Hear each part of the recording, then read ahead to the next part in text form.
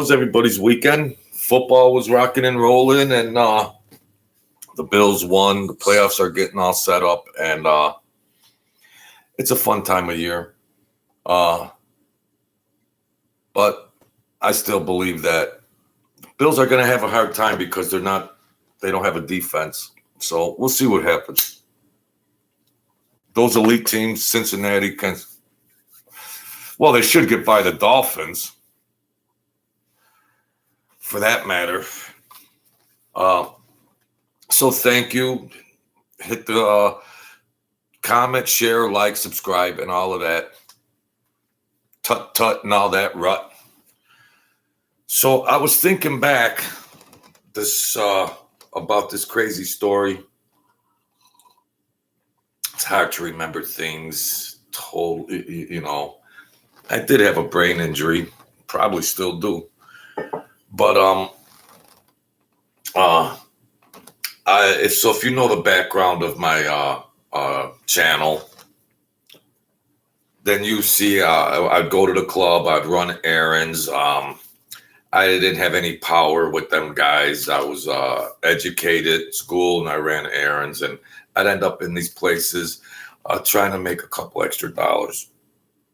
So when there's a club, and the boss was Sam, and that was Colombo, and they intertwined with the other families in New York and all that stuff. So I went up to the club for some reason, and Sam was like, "Joe, you got to go over to this rooming place and pick up this guy." So I was like, all right, whatever. I'm going to make a couple of dollars nonetheless. Maybe get a tip from Sam and maybe get a tip from the guy. So I go over, and I'm at the address. It's like a building, and there must be separate efficiency rooming place. And so I beep, and the guy says, "Hey, come on in." So I go in there, and it's just a full cloud of cigar smoke, and I'm ready to gag. And this guy, he's standing in place, and he's walking in place. And I don't know whether to take him serious or not. I don't know him. I might have seen him at a clam bake or something, but private, in the background or something. So he's walking in place, and he's puffing and puffing and puffing. And I says, "All right." And he started to ask me these questions, and I'm thinking, what the hell Sam sent me over to pick up this crazed lunatic? And so he starts asking me a couple of questions or something that hit me the wrong way. So I get out of there. I leave. I go back to the club. And that guy, when I was in there, I saw he had a gun over here, that he had ammo, box of whatever. So I get out of there, and I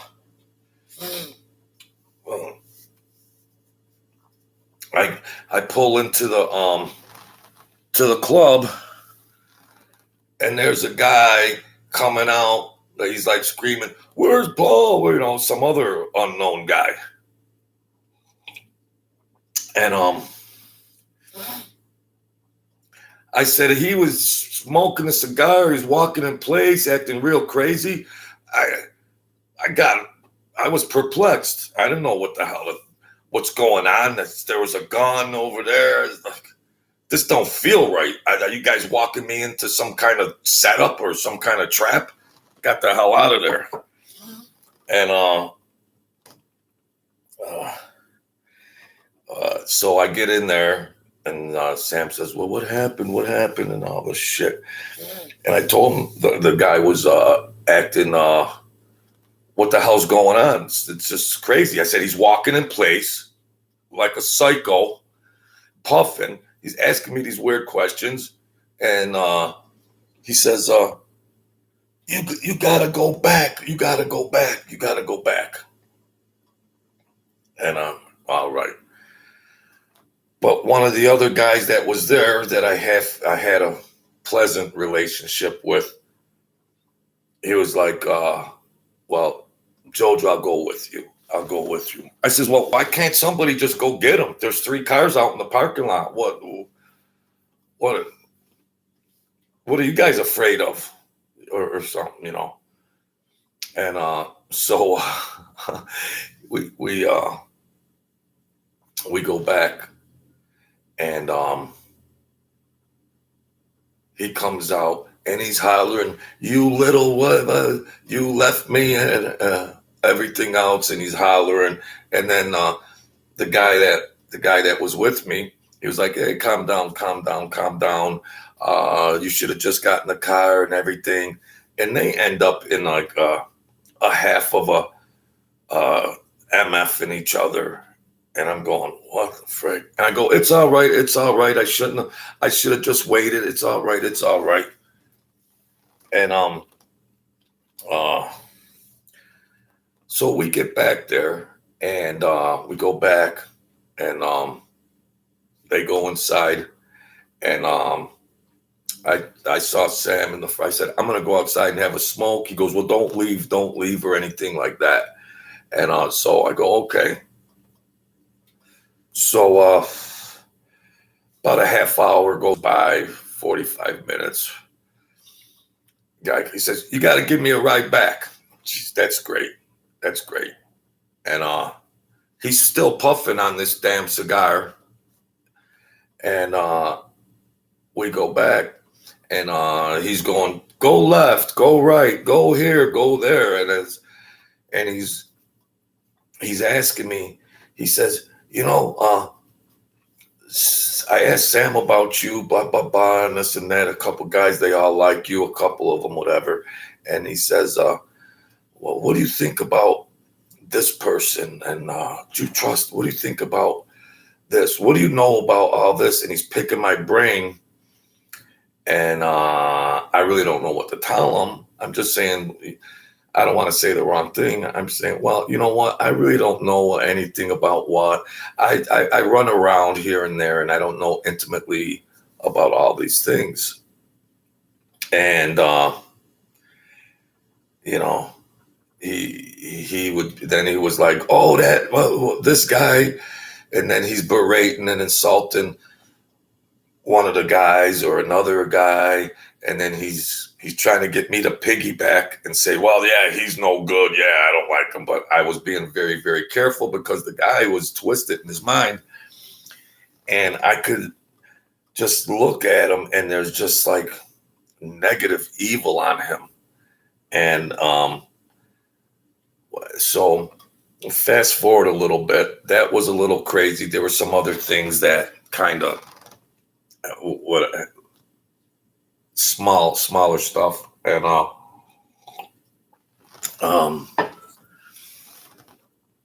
I talked to my godfather, and he says, "There was a guy that I went over to. It was really weird with the cigar." And I said, "He walked in place." My godfather says, "Oh, this Paul, whatever." And he knew. And he said, "Oh, don't worry about it and everything. You're all right." And what was happening in retrospect was that guy was from New York, and they all knew his tick was walking in. I don't know. He's walking in place, standing up. He's walking in place with a cigar. He's walking in place. Like, what? What the hell? Hey, I lost my quarterback. Get back in there. So that was one of the guys, in retrospect, I think, that because Sam is very calculated, whatever. He ain't going to have no crazy bad apple or something in the mix or whatnot. But unbeknownst to me, in looking back, that was the guy that when all that shit hit the fan, that was the guy that was going to come back and get rid of some of these people, clean house. When the new guys came in and the old Sam retired. And I never seen anything like it. The guy constantly puffing on a cigar and walking in place, and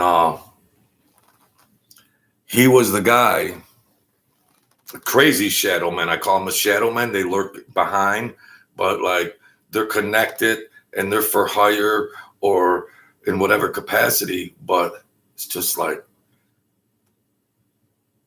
they utilize these people like in any business, what your talents are. But it just was so bizarre to me. But thinking back 30 years, 40 years, 30 years or whatever, it's just like, this was the guy, the crazy psychopath that they probably called upon him to come from New York, stay at this place and sit and wait and then do whatever he's got to do. And that's that. These characters were in the hush, and the immediate connected people knew who they were. They were either made into the family or they were petitioned or, for hire if they weren't made into the family. I think he was actually made and,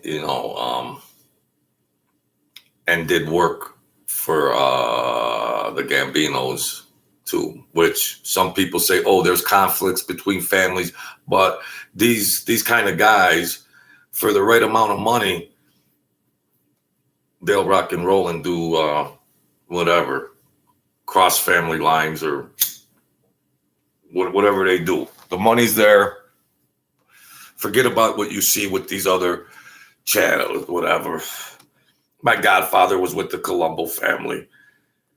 He did peace work for other families. Please, here's the money. Here's the money. Well, you see that there's these guys that, you see the intimidation and you're made in this and that. But there were just some ballsy guys like my godfather that they walked to the beat of their own drum. They weren't intimidated by, fear or anything else. Good morning, Vic. They weren't intimidated by all that. It's like, if you're gonna jump. You're gonna make a move. You better get me before I get you. And he was a genius, and they didn't want to play that chess game. So he more or less did what he did. He was more loyal toward the Colombos, but this other guy, I think, was actually made into their, and making my godfather knew. And he said, no, it's all right. It's all right, because he had information I probably didn't even know about. Thinking back to that era of time, he was probably the guy that was going to take care of some of these other guys in the crew and then go back to Brooklyn. So, yeah, he was the walker and the puffer, and it was just crazily insane. And I saw a guy puffing on a cigar, and it brought back these memories. I was like, oh, my God, he's just puffing. The whole room was filled with cigar smoke. And then another time, I was supposed to go back there, and at the last second, another guy said, no, I'll go over there and whatever, because the other guy wanted me to go gamble with him. And I was like, yeah, thank you. Yeah, thank you. Blah, blah, blah. because I don't know. You can't, it's hard to read people. They could look like an altar boy and be a serial killer, or they could look like a serial killer and be an altar boy. But sometimes when you looked at these certain people, you could feel the demonic evil upon them. And you look at their face and the way they look at you, like a blank stare, like there's no emotion somehow that was stripped from their essence and their being, when it's just animalistic thoughts. So, and he's doing that walk. Wow. So, thanks, Vic. I'm gonna make this short. Subscribe, hit the like button. That's me. I'm the little boy. I'm 4 years old. That's me. Right after that, I went to the hospital for 7-8 months. I had mono and pneumonia. Right after that picture. Yep. That's a little cup. That's a mini cup. So thanks, Vic, my main man. But yeah, you look. That was the weirdest thing. And I think that guy that was puffing, that psycho assassin, I think I think sometimes they murder, and somehow psychologically or something that thank you, Vic. The mental mind and it is a crazy machine. But how does being an assassin, it might wear and tear on your mind. And some are just so ruthless, they go murder and then they're whatever. They're indifferent to it. But I don't know, because I didn't have a long history on that guy. But it was just like I found out a couple things or whatever, but he had quite a track record. But did it build up like early on, maybe when he was doing hits and he got nervous and he got nervous, and so it was just this nervous tick that he was always walking, and he just I don't know, I didn't know his history, but he went back to New York, and a while after that, I used to ask my godfather, "What about the walker, the cigar smoker? What about the walker?" And he goes, "Nah, don't worry about him, Joe. What about that guy up there? The guy that came up there, and he's like, don't worry about him." I said, "What was he? Nervous or?" He said, "Nah, don't. Then he just say, "Enough's enough. Don't. I press too much, and then it's like, shut the F up. Don't worry about the guy." He had a tick. He's walking in place. You guys wonder why I'm nuts. So football playoffs are coming. It's going to be very interesting. The Bills better start showing a defense. You hear me? You better tell your boys, them candy-ass defensive players, to start playing some defense or get their golf clubs out.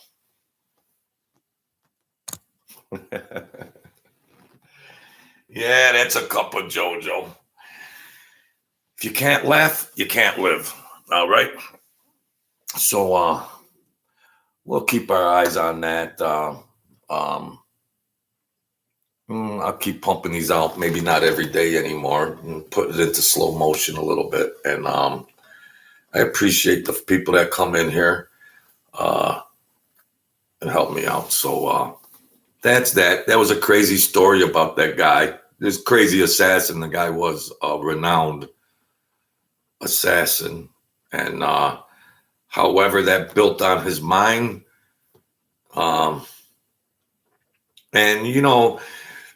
when you're around these guys, and of course I'm curious, and sometimes I'm scared, sometimes I'm intimidated, and for obvious reasons, and you just can't start asking, like, what about that? You know, I come on the scene and you can't be the guy that's asking personal questions about things because they're going to wonder, you know, are you an informant? Are you can't just do that. And one of my buddies that was in the, you know, one of the nicer guys had to explain that to me. He's like, Jojo, enough. Don't ask any questions about nothing. Number one, you won't piss anybody off, okay? You're scared about this or that, but no, you can't. Don't ask. Not just everything's fine. Don't worry, everything's fine. You can't. They're not into answering questions to a no-namer like you and everything else. So just leave that alone. No questions. You can't do that. You can't be curious. Just go with the flow.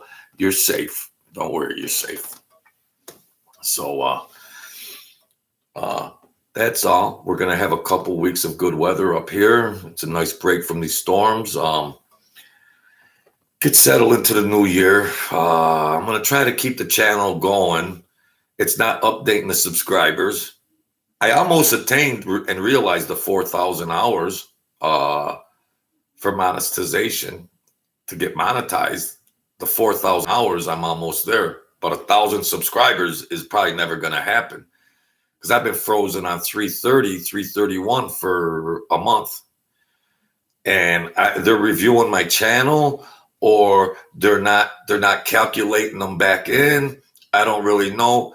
My channel is stuck in limbo as far as them crediting me with the subscribers. So we're kind of just stalled out on the subscribers. I should have had 400, 450 by now, but they're doing a review audit type thing of my channel. I don't do nothing out of the ordinary here. So, I mean, what the hell? Stupid. Be prepared to suffer for me and my name. All suffering has meaning in my kingdom. Pain and problems are opportunities to demonstrate your trust in me. So yeah, we're going to have a lot of problems and everything, but how much do we really trust in spiritual stuff? The sacrifice of thanksgiving rings golden toned bells of joy throughout heavenly realms. On earth also, your patient suffering ends out ripples of good tidings and widen circles. How much can you have faith when you're going through a lot of shit? It's a tough proposition. Remember when suffering strikes that I'm sovereign and I could bring good to everything. That is true. Look, I'm an example. I'm alive. Do not try to run from pain or hide from problems. Instead, accept adversity in my name. All right, I'll take this on, Father God. I'll take all this on. I'll try to be a trooper. But I'm going to need some help. I'm going to need some help somewhere along the line. Thus, your suffering gains meaning and draws you closer to me. So when you do that in that posture, you get a closer relationship. Because he's like, wow, you trusted me. You trusted me like that. You're going through a lot of stuff. Your life is shit. You're going through all that and you're still trusting me. That tightens that bond. And then maybe something better down the road is in store for you. All right. And all the time, maintain thankfulness. It's hard to do when things ain't going good. When things aren't going good for you in your life and world, you're still like, thank you, Jesus. Thank you, God. Tough to do. So I had to throw that in. Thanks, Vic, for coming in here, buddy. I appreciate you all the time, and anybody else that comes in here. Mr. Mario, you know how we do it. Yeah, Mario, I just had to tell this story about this crazy guy that he came on the scene. He was an assassin, and he would walk in place and just smoke a cigar. His whole room was clouds of cigar smoke, and he just walk in place like, what's going on? You watch the video when it's over, but it's kind of nuts. I just remembered that because I seen some other guy puffing on a damn fat cigar. It triggered a memory. It's crazy stuff. But that's that. I appreciate Mario coming in. I'll stop the video and then you catch it from the start. God bless you guys. I appreciate you guys, my brothers, and anybody else that comes on here. Stay strong, all right? The world can crush you in certain ways and everything, but let's maintain our thoughts that we can build up, get thicker skin, get some spiritual armor, and then we can have an easier life. We just want to have an easier life, okay? If you don't have possessions and riches, you could still have a sound mind with happiness and joy. Those are the real riches. So elevate whatever it is, bring it up a notch. All right. God bless you all. Thanks, Vic. Thanks, Mario. I'll talk to you soon, fellas.